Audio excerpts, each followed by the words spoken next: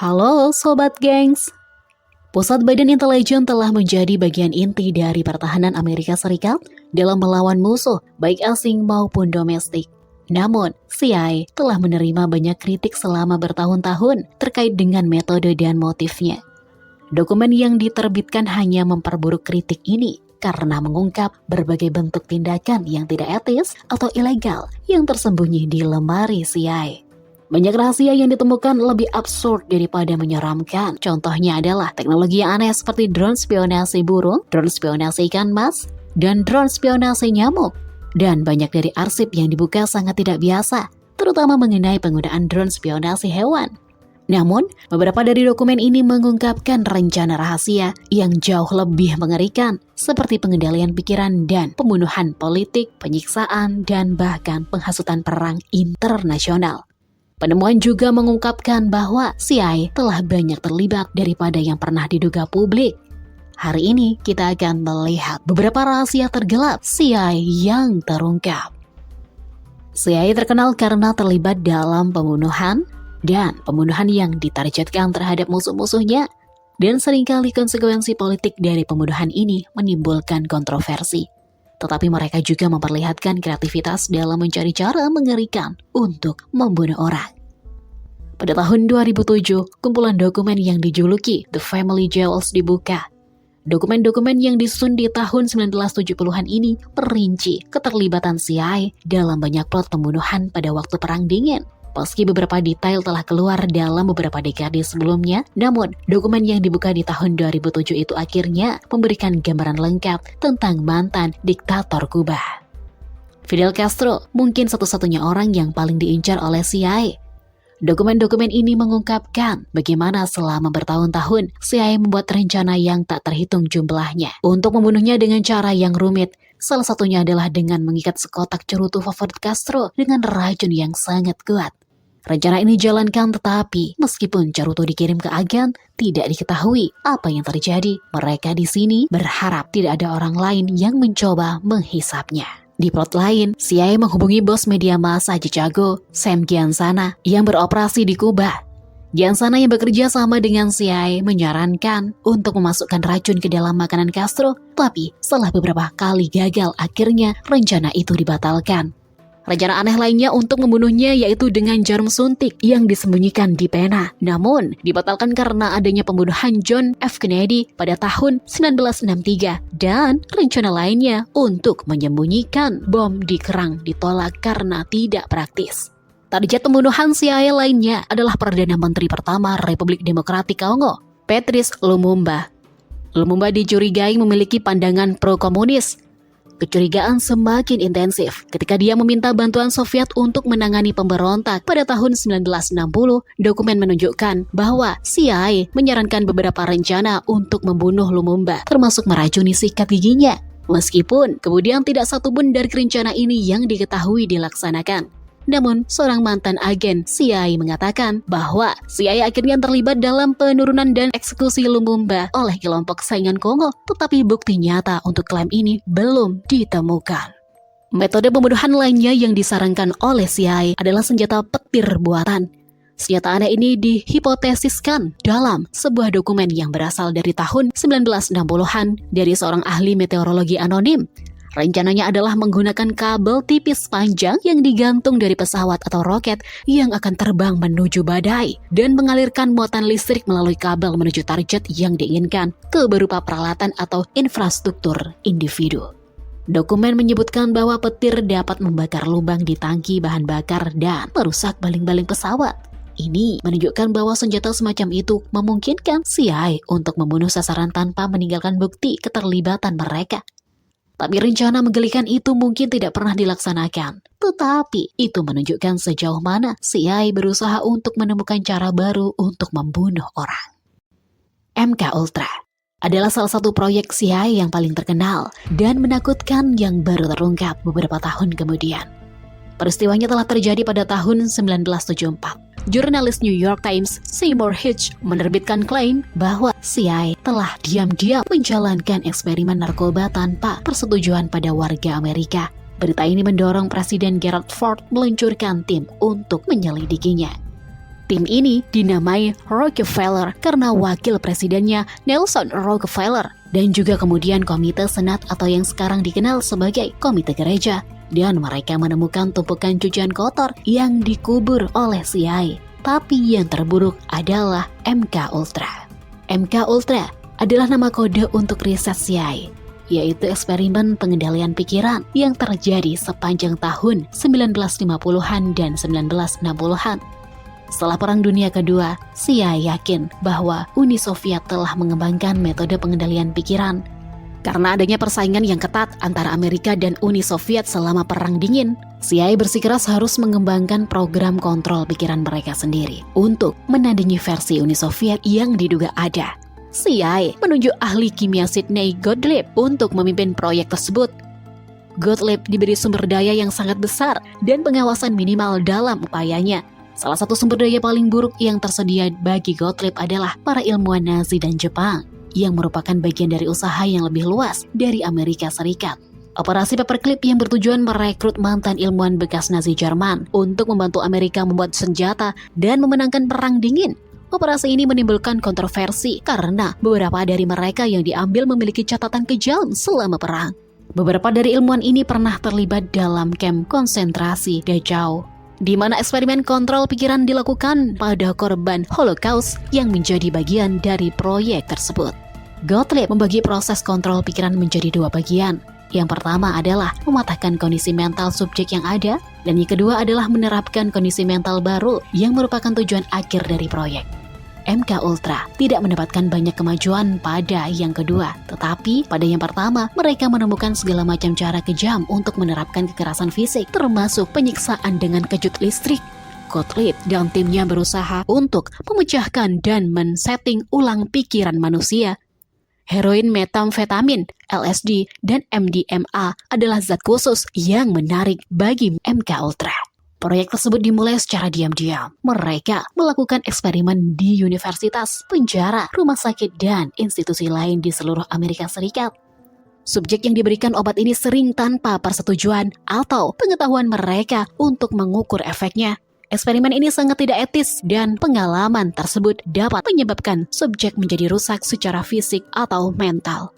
Gottlieb juga bereksperimen pada tahanan Amerika atau bahkan menangkap agen Soviet. Mereka juga mencari anggota masyarakat seperti melalui operasi tengah malam, di mana CIA menggunakan pelacur untuk memikat laki-laki sehingga mereka bisa dipaksa dibius untuk mengukur efek zat. Banyak dari mereka yang menjadi sasaran eksperimen ini mengalami konsekuensi yang mengubah hidup.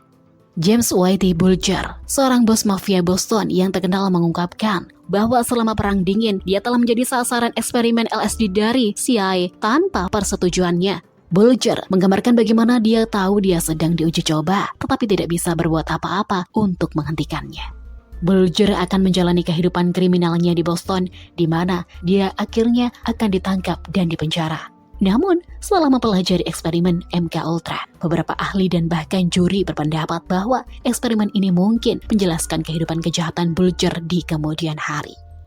Theodore adalah korban lain dari percobaan MK Ultra, yang awalnya merupakan mahasiswa matematika berbakat di Harvard, tetapi kemudian dikenal sebagai Una Bomber yang membunuh dan melukai puluhan orang dalam serangkaian aksi bom pada tahun 70-an, 80-an, dan 90-an. Ini menunjukkan bahwa Theodore mungkin merupakan salah satu dari banyak korban yang mengalami dampak buruk dari percobaan MK Ultra. Percobaan MK Ultra memiliki kaitan dengan perubahan tingkah laku Kaczynski yang menjadi ekstrim dan berbahaya. Ilmuwan CIA bernama Frank Olson diam-diam diberi LSD oleh Gottlieb secara pribadi di sebuah pesta pada tahun 1953, dan beberapa hari kemudian dia bunuh diri dengan melompat dari jendela. Keluarga dan rekan-rekannya yang saat itu berada di kamar hotel New York melaporkan bahwa Olson telah bertindak aneh sejak pesta, dan kematiannya yang tidak biasa telah membuat banyak orang berpendapat bahwa dia dibunuh untuk merahasiakan MK Ultra.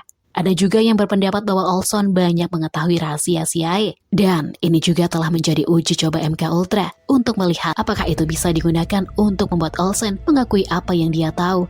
Ada juga yang berpendapat bahwa Olson banyak mengetahui rahasia CIA, dan ini juga telah menjadi uji coba MK Ultra untuk melihat apakah itu bisa digunakan untuk membuat Olson mengakui apa yang dia tahu sebelum akhirnya dia disingkirkan. Kita mungkin tidak pernah tahu kebenarannya. Tetapi pada tahun 1976, CIA mengakui bahwa mereka bertanggung jawab atas kematian Olson dan mencapai kesepakatan dengan keluarganya sebagai bagian dari penyelesaian tersebut.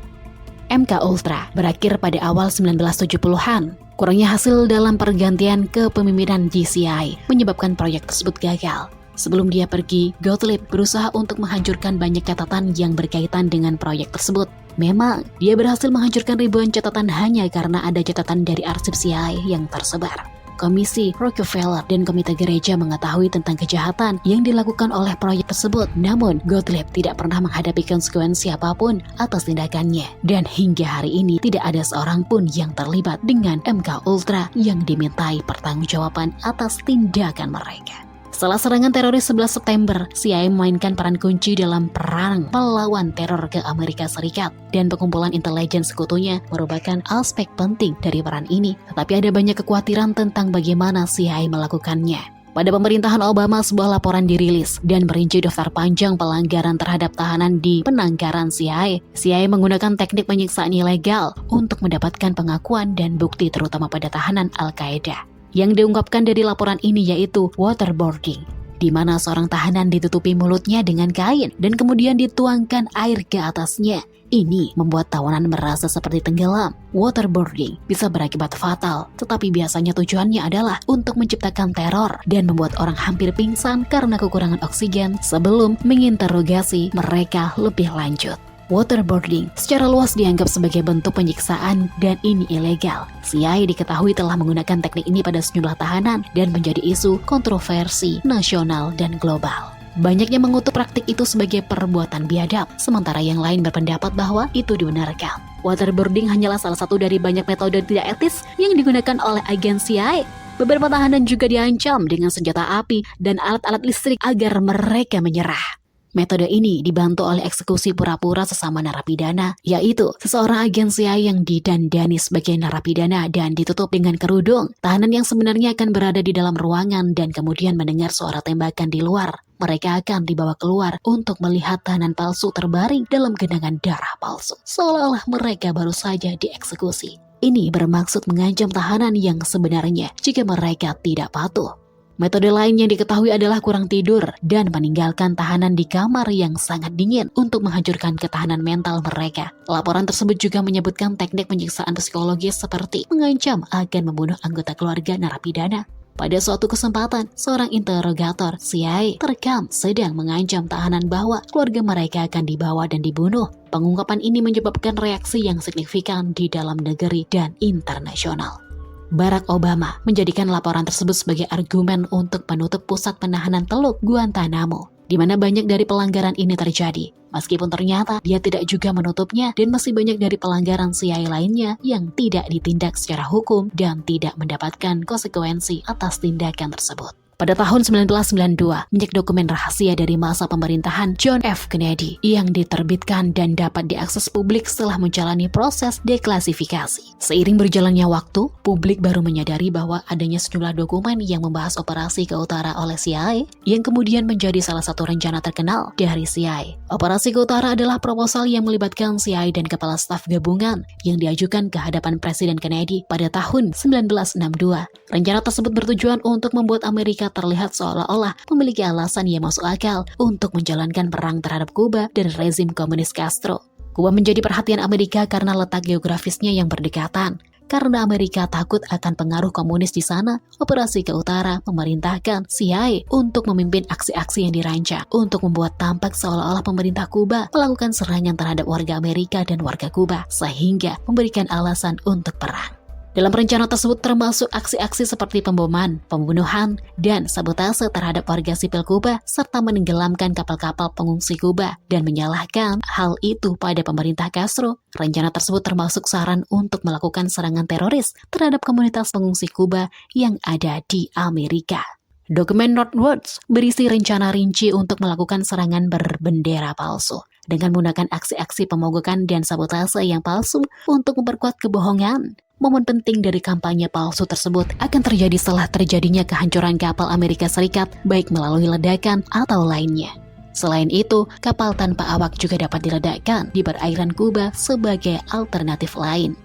Dalam rencana tersebut, saran untuk menyelenggarakan evakuasi palsu dari kru yang tidak ada dan menerbitkan daftar korban palsu di surat kabar untuk menimbulkan kemarahan publik.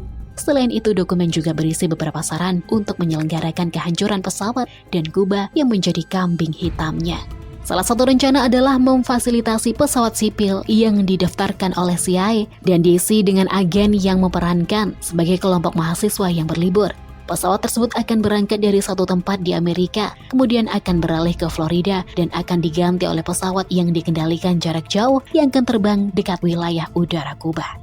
Rencana ini adalah untuk membuat sinyal dan kemudian menghancurkan pesawat dari jarak jauh, sehingga yang pertama kali mendengar sinyal Mayday bukannya Amerika dan juga bukan Amerika yang mengumumkan kehancuran itu sendiri, dan akhirnya rencana tersebut mengusulkan untuk melakukan penembakan pesawat militer. Seorang pilot diberitahu untuk membuat sinyal stres palsu sebelum mendarat di sebuah basis rahasia, di mana identitas dan nomor identifikasi pesawat akan dicanggihkan. Kemudian sebuah kapal selam akan menaruh bagian-bagian pesawat di satu tempat sehingga terlihat seperti kecelakaan. Kemudian akan dilakukan investigasi seolah-olah pesawat tersebut hilang. Namun ternyata hanya bagian-bagian dari pesawat tersebut yang ditemukan melayang di daerah tersebut. Dewan Jenderal Staf Bersama untuk Administrasi JFK menyetujui rencana tersebut. Namun JFK sendiri yang membatalkannya. JFK bahkan menggantikan Ketua Dewan Jenderal Staf setelah rencana diajukan, yang menunjukkan bahwa dia sangat tidak senang dengan ide tersebut. Para pejabat militer dan intelijen teratas menganggap ini sebagai tanda bahwa Kennedy mulai lemah dalam mengatasi masalah Kuba dan terjadi perselisihan antara JFK yang bersikap lunak dan kepemimpinan militer yang keras dan sangat pro peperangan. Sayangnya, perselisihan ini terputus dengan pembunuhan JFK pada November 1963. Masih menjadi pertanyaan, apakah keretakan Kennedy dengan pejabat militer dan intelijen ada hubungannya dengan hari itu? CIA masih terus beroperasi, dan siapa yang tahu rahasia apa yang mungkin terungkap di tahun-tahun mendatang. Sekian video kali ini, semoga bermanfaat dan terima kasih.